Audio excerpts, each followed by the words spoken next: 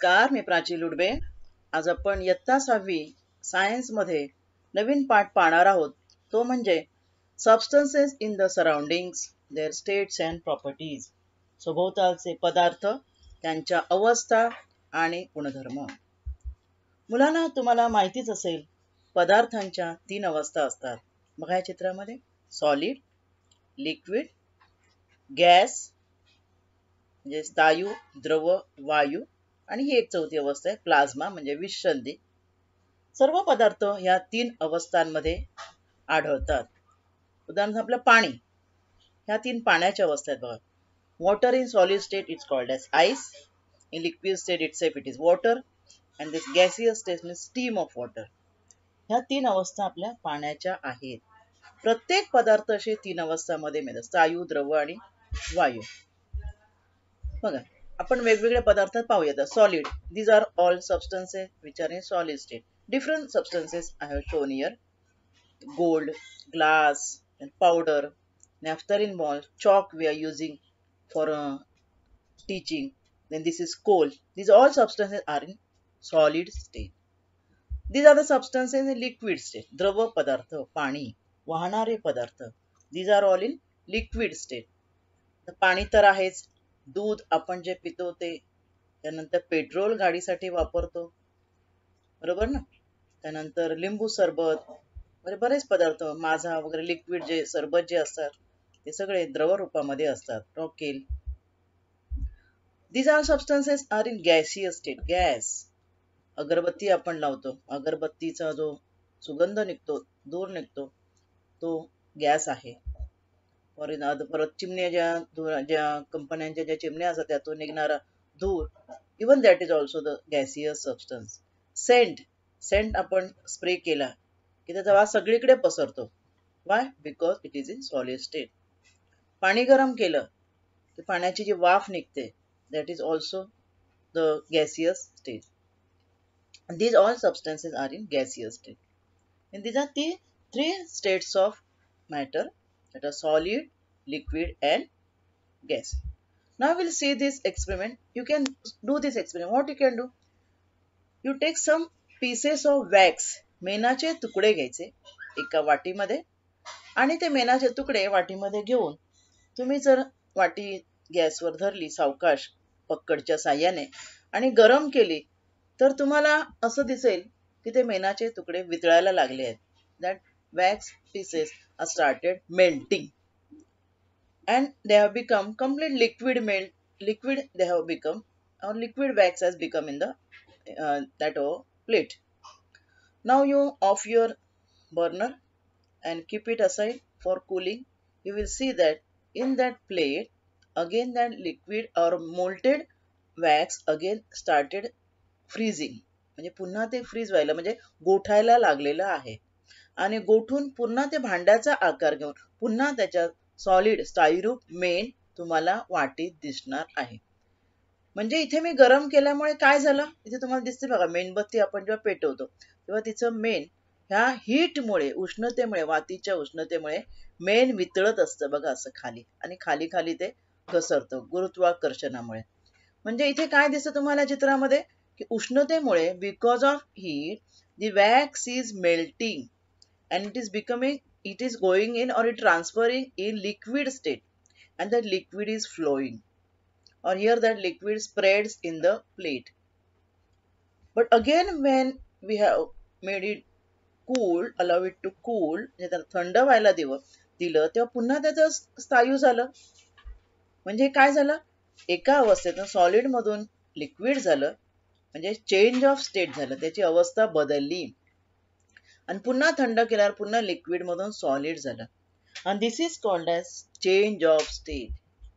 Each substance can change is state. प्रत्येक पदार्थ त्याची स्टेट जे आहे म्हणजे अवस्था बदलू शकतो.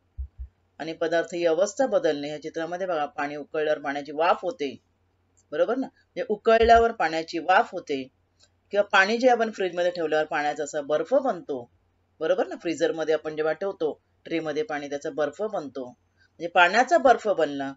That is also change of state, liquid to solid. Then what is change of state? When substance changes from one state to another, it is called a change of state of substance. See here in this figure you can see ice melts to form a liquid. Again same liquid, if you keep in fridge it will become ice. Yes, here the water is boiling and boiling water changes to vapor state. त्याची पुन्हा वाफ बनत आहे बघा. You can see this is all the examples of change of state. Now again see here the definition. पदार्थ जेव्हा एक अवस्था बदलून दुसऱ्या अवस्थेत जातो त्याला अवस्थांतर असे म्हणतात. हे पाण्याच्या तिन्ही अवस्था दाखवल्या. बर्फ आहे फ्रीज मध्ये ठेवला की काय बनतो, त्याचं सॉरी आपण त्याला गरम केलं बर्फाला किंवा just keep it in the room temperature, it will become water, and if the water if will boil it will become to vapor state. पुन्हा हे वॉटर जे आहे ना वेपर स्टेट म्हटलं म्हणजे वाफ जी आहे ती आपण थंड केली की त्याचं पुन्हा वाफ. तुम्ही बघा एखादं पाण्याचं भांड आहे गरम, त्याच्यावर झाकणं ठेवा, काही वेळाने झाकणं उघडा, त्यावर तुम्हाला बारीक बारीक थेंब दिसतील. म्हणजे वाफ पुन्हा थंड होऊन पाणी बनतं. पाणी फ्रीज मध्ये पुन्हा थंड होऊन त्यापासून बर्फ बनतं. This is called a change of state. These are some examples where the change of state occurs in our daily life. हे नेहमीचे उदाहरण आहेत, आपल्याला पाहायला मिळतं. कापूर, ह्या कापराच्या वड्या आपण देवासाठी जेव्हा जाळतो तेव्हा त्या कापराचे बघा पूर्ण वाफ होऊन जाते. तूप, थंडीच्या दिवसामध्ये तूप जे लिक्विड तूप आहे त्याची बॉटल आपण तशीच ठेवले तूप गोठतं. इवन खोबरेल तेल बघा, हे खोबरेल तेल व्हाईट दिसते तुम्हाला, ऍक्च्युअली खोबरेल तेल व्हाईट असतं का, व्हाईट लिक्विड असतं ना, पण थंडीच्या दिवसामध्ये खोबरेल तेलाची बॉटल अशीच ठेवली तर ते सॉलिड स्टेटमध्ये कन्वर्ट होतं. पेट्रोल, समजा रस्त्यावर पेट्रोलचं थेंब पडलं असेल तर ते इव्हापोरेट होऊन जातं, म्हणजे त्याचं पुन्हा वाफ बनते. डांबर गोळ्या सुद्धा कपड्यामध्ये आपण ठेवतो कपड्याला कसर लागू नये म्हणून, त्या सुद्धा काही दिवसांनी तुम्हाला बारीक झालेल्या दिसतात. मग these are the examples of change of state. Now can you see in this example here that for change of state what is required? Here water is getting heated on gas. इथे पाणी मी गरम करते म्हणजे पाण्याला heat देते, उष्णता देते, तेव्हा त्याचं वाफ होणार ना. तुम्ही नुसतंच पाहिलं तर त्याची वाफ होणार नाही. Means for the substance to change its state heat is required. Change in physical state of substance is effect of heat. म्हणजे हीट मुळे, उष्णतेमुळे त्याची स्टेट बदलते.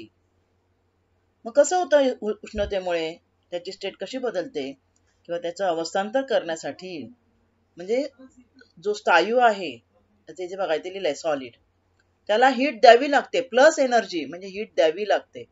आता बर्फ आहे, बर्फाचं टेम्परेचर एकदम 0 असतं आणि आपलं ऍटमॉस्फिअरिक टेम्परेचर 27 असतं. आणि बर्फ आपण ओपन ठेवला हवेमध्ये तर त्याला हीट मिळते आणि त्याचं पाणी बनतं. पण पाणी जे आहे पाण्याला आपण अजून हीट देतो. See as it is here in this pan, then it becomes gas. Gaseous, it goes to vapour state. पण त्या गॅस जे वेपर जे आहे त्याला पुन्हा आपण थंड केलं तर त्याचं पुन्हा थंड केलं म्हणजे काय, थंड केलं म्हणजे त्याची हीट काढून घ्यायची. Take out is heat, that is cool it. म्हणजे कूल केलं की पुन्हा पाणी बनणार. फ्रीज मध्ये पाणी आपण कूल करतो म्हणून त्याचा पुन्हा बर्फ बनतो. Physical state, change of physical state is nothing but taking out of it or giving it to that substance. म्हणजे त्याला उष्णता आपण दिली किंवा उष्णता काढून घेतली की त्याची अवस्था बदलते. आता आपण पाहणार आहोत what is thermometer and use of thermometer to measure temperature. Temperature म्हणजे काय, इथे बघा चित्र तुम्हाला 3 वेगवेगळे पॉट आहेत आणि तिघांमध्ये पाणी ठेवलं. एकात आहे गार पाणी, एका साधं पाणी आहे आपलं रूम टेम्परेचरचं आणि एकात गरम पाणी आहे. आणि तुम्हाला मी विचारलं तर कोणतं पाणी साधं आहे कोणतं गार आहे, तर तुम्ही हात घालून तुम्हाला बघावं लागेल नाही का. मग तुम्ही साधेपणाने साधं आहे, एकदम गार बर्फासारखे तर हे गार पाणी आहे, आणि गरम पाणी तुम्ही हात चटका बसेल हो गरम आहे. मी just by touching we cannot understand how much hot or how much cold it is or how much normal water it is. म्हणजे आपल्याला नुसतं टच करून कळत नाहीये की पाणी किती गरम आहे की त्याचं, म्हणजे आपल्याला फक्त अंदाज येतो गरम आहे थंड आहे. There is the instrument called as thermometer which is used to measure how much cold or hot or normal temperature the substance is. एखादा पदार्थ किती तापमानाला किती गरम आहे किती थंड आहे हे ओळखण्यासाठी एक इन्स्ट्रुमेंट वापरतात, त्याला म्हणतात thermometer. See this is a thermometer. आता थर्मामीटर मध्ये काय असतं? या थर्मामीटर मध्ये हा जो लाल दाखवला आहे किंवा जो हा ब्लॅक जो असतो हा पारा असतो. लाल हा काय पारा ऍक्च्युली लाल नसतो. Nowadays, alcohol, red color alcohol also can be used to measure greater temperature. म्हणजे जास्त टेम्परेचर मोजण्यासाठी 100च्या वरती मोजण्यासाठी अल्कोहोल पण वापरतात. त्यामुळे हे लाल आहे. ऍक्च्युली पारा कसा असतो? सिल्वर कलरचा असतो, चमकतो. हा जो ब्लॅक जो आहे तो इथे ह्या फुग्यामध्ये पारा आहे. आणि ती नळी आहे काचेची नळी. या काचेच्या नळीवर असे आकडे असतात. कळलं की नाही? And you can measure your temperature with the help of these numbers. Now, what is the unit of temperature? That is degree Celsius. This is degree Celsius, ounce Celsius. This is a unit to measure the temperature. Now, how to measure temperature? Now, see, now this is a digital thermometers. Nowadays, you know, doctors, when you go to doctor, if you have fever, this type of thermometers are used. Digital thermometer म्हणजे त्याच्यावर direct आकडा येतो किती तुमचं temperature आहे. शेवटी त्यात पण पाराच असतो. इथे हा जो खाली दिसतोय हा फुगा आहे, याच्यामध्ये पारा आहे. Now how to record the temperature? Temperature record करण्यासाठी काय करायचं आहे तिने आपण पाहू. ते साधं पाणी मी घेतलेलं आहे. You have to dip the thermometer in that water so that its balloon should be dipped in water. Balloon म्हणजे हा जो फुगा आहे ना ज्याच्यामध्ये पारा आहे तो बुडाला पाहिजे. And then what will happen? See in this figure you can see this mercury is present. हा जो पारा आहे मर्क्युरी वर खाली फिरायला लागतो. किती तापमान आहे त्याप्रमाणे नंबर असतात, तुम्हाला मी आधीच सांगितलं. साधं पाणी असेल तर इथे 27 डिग्री पर्यंत काय होईल, हा पारा वरती चढेल आणि थांबेल. Then we have to see what number is over there. That number will be the temperature of that substance. आता पाणी असेल, नॉर्मल टेम्परेचर पाण्याचं रूम टेम्परेचर एवढंच असतं 27 डिग्री समजा. Now suppose I want to measure the temperature of ice water. बर्फाचं पाणी. Take the thermometer and keep it in ice water. See, can you see here? This mercury has stopped here at 0 because temperature of ice water is how much? Temperature of ice water is 0 degree. How much it is?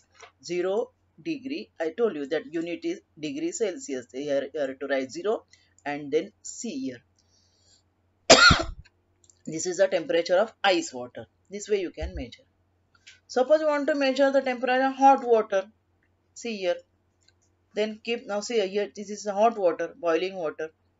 Then in boiling water it will go up to 100 because the temperature of boiling water is 100 degree and that is of ice is 0 degree temperature. This way we can measure the temperature of the substance. Here there is the temperature of some of the substances. You can see boiling water 100 degree Celsius, freezing water 0 degree Celsius, air at winter night, थंडी या दिवसामध्ये रात्री हवेचं temperature लेस than 50 असतं, less than 15 degree centigrade. Air in summer afternoon, उन्हाळ्यात दुपारी किती असतो? Greater than 35 degree. Inside a fridge, fridge मध्ये टेम्परेचर किती असतं? Less than 5 degree. आणि फ्रीजर जिथे आपण बर्फ बनवतो त्या ठिकाणी टेम्परेचर -18 डिग्री असतं. आणि आपलं बॉडी टेम्परेचर जे आहे ते 37 डिग्री सेल्सिअस असतं. These are all the temperatures, different temperatures.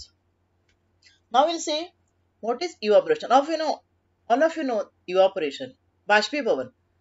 सूर्याच्या उष्णतेमुळे बघा समुद्राच्या पाण्याची वाफ होते की नाही, आणि समुद्राच्या पाण्यात कुठल्याही सरफेसची, चहा आपण बशीमध्ये ओतलं थंड होतं, म्हणजे only surface water get evaporate.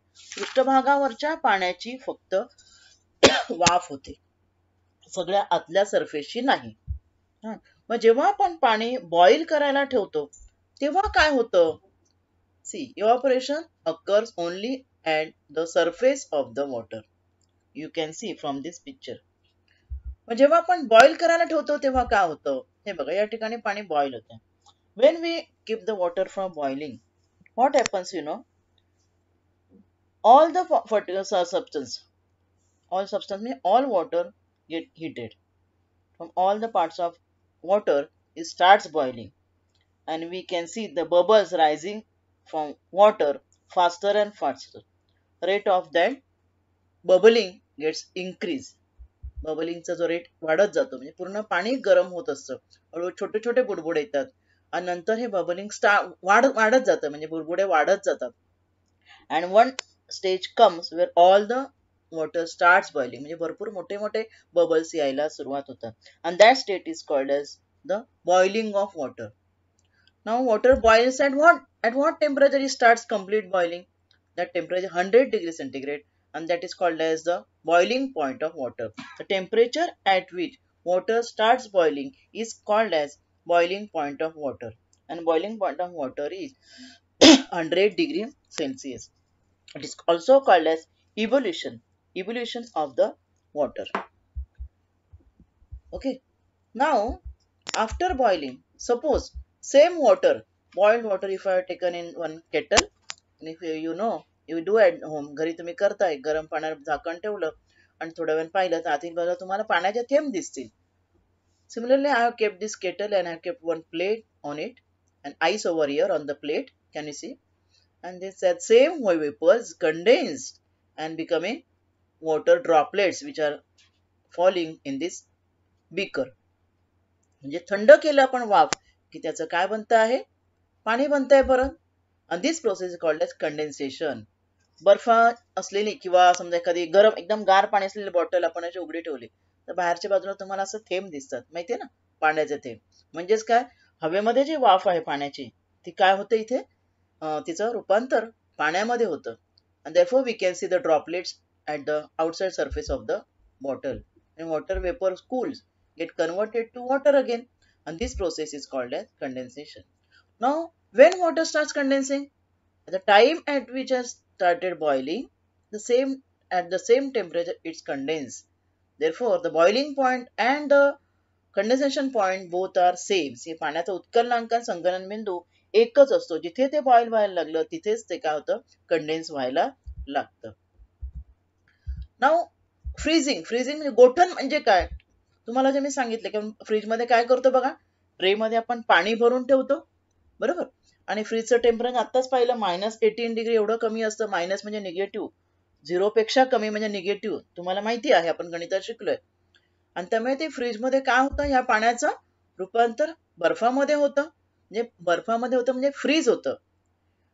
Now at what temperature it freezes? That is at 0 degree. That is called as freezing point of water. म्हणजे 0 डिग्रीला त्याचं बर्फ बनतं. Therefore 0 degrees Celsius is the freezing point of water. Now that water or that ice blocks you take out and keep open in air. हवेमध्ये उघडे ठेवा ते बर्फाचे तुकडे.